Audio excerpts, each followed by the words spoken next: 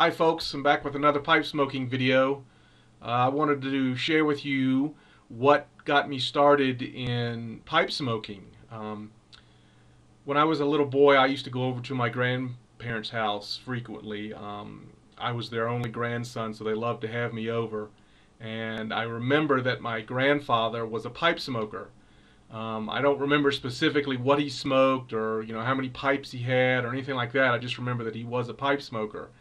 And my grandfather passed away when I was about 8 years old, and I don't know if this was in his will or just something my parents decided, but after he passed away and my parents were cleaning out his house of all his possessions, they decided that, or they told me that I could have something of my grandfather's as a kind of a keepsake or remembrance of him. And for whatever reason, I chose one of his pipes. I'm surprised my parents allowed that, an 8-year-old boy having a pipe, but I guess they were pretty certain I wasn't going to smoke it.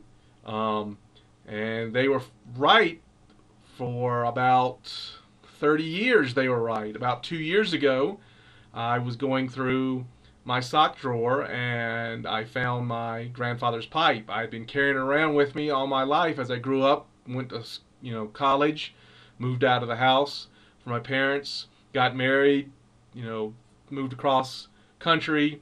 I've always been carrying my grandfather's pipe with me, and like I said, 2 years ago, I happened to stumble across it when I was going through my sock drawer. And seeing that pipe brought back a lot of memories as a child over at my grandfather's house, and especially when I actually took a smell of it. I stuck my nose in the bowl and took a smell, and it's amazing how smells and odors are related to memory. It's not uncommon to smell something and for whatever reason it immediately trigger a old deep set memory in our lives, and the smell of that pipe and pipe tobacco brought back a flood of memories of my grandfather, and they were all pleasant memories because my grandfather, being the only grandson, he used to just dote on me. So I decided I was going to get myself some pipe tobacco and fill that pipe up and give it a smoke in remembrance of my grandfather. So I went to a local tobacco store and got me a pouch of Captain Black and filled it up and had a smoke. I don't know if my grandfather smoked Captain Black, but that was what I could easily find, and it was it was cheap. So if I found it, the act of smoking a pipe to be kind of foul or disgusting, I wouldn't be out much money. But Captain Black, like a lot of aromatics, has a really nice smell to it, and that was enjoyable. And once I lit the pipe and started smoking on it a little bit, I found that the act of smoking a pipe was actually enjoyable too, and pleasant experience. I didn't get tongue bite. I guess I was just some beginner's luck and didn't smoke it so fast that you get tongue bite, and it was an enjoyable experience. And the smell of that tobacco burning and thinking of my grandfather just was really pleasant. And I decided maybe I'll try this again. And so I went through the whole pouch of Captain Black, and the more I smoked that pipe, the more enjoyable the whole act was. It was very relaxing, way to spend, half an hour or so. So here's my grandfather's pipe. It's Dr. Grayboe Regal. It's from one of their Regal lines, and it's a pretty small pipe. The bowl on this thing is really small. It's looks like to be a straight Dublin. It's got some rim char on it. Got some fills on the bowl, not really bad fills, but some fills you can see. And the stem on it is vulcanite, which is interesting because the Dr. Grayboe pipes I bought new once I became a pipe smoker that I purchased in the past 2 years don't have vulcanite stems. The stems are plastic.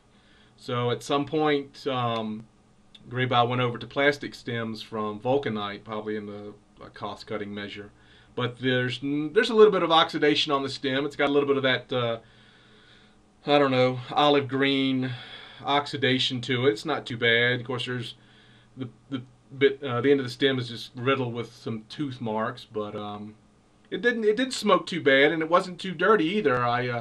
When I went to clean it up a little bit, just the inside, the bowl and inside the shank and stem, it was pretty easy to clean up. It wasn't really foul, and it didn't stink either. So it smoked pretty good from from when I first started smoking it. The biggest problem with this particular pipe, as you can see on the stem, it's kind of offset at an angle. And the reason of that is this particular gray bile, I don't know, maybe all gray biles back then were like that, but it wasn't just a standard mortise and tenon, it was actually threaded, and you screwed it in.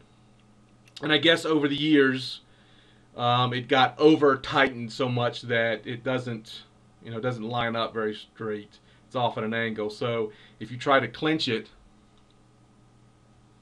you can see the bowl sits at an angle, and tobacco has a tendency to kind of spill out of there, especially the ashes.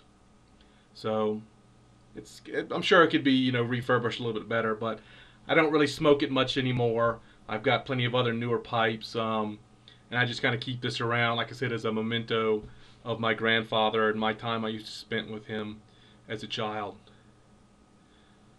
So that's how I got started in pipe smoking. Shoot, this gray bile here is probably 40 years old. I know gray biles go back farther than that, but this is pretty old gray bile, and it's in pretty good condition, I think, for being probably 40 years old. I'd be really interested to hear what got you started in pipe smoking, especially if you, like me, were prompted to start smoking a pipe because your grandfather used to smoke a pipe, and as you were a child growing up, you have those nice pleasant memories of and the smells and aroma of your grandfather and his pipe tobacco. That would be interesting to hear if that also occurred to you. I'd also like to throw out a fond farewell, it appears, to Laughter 1099. He is a fellow pipe smoker who has been very prolific on the YouTube community with pipe smoking videos. It appears that a couple days ago all his videos were deleted, and his account is now listed as I don't know if it's closed, maybe inactive. If you do a search for him and his videos, nothing comes up, and I don't know if he decided to pull all his videos and close his YouTube account, or maybe somebody with YouTube shut him down. I don't know, but I'm going to miss seeing his videos. He, over the past couple years, had put out a lot of videos on pipe smoking that were really informative and educational, especially for new pipe smokers. I enjoyed watching his videos and look forward to him putting out new ones, and for whatever reason they're no longer there on YouTube anymore, and his channel is gone and his account is now inactive, and there's nothing on his personal web page stating anything about that. So I'm gonna miss seeing his videos. But anyway, that's it for today. Hope you found that interesting, and I look forward to putting together some more pipe videos for you. Take care.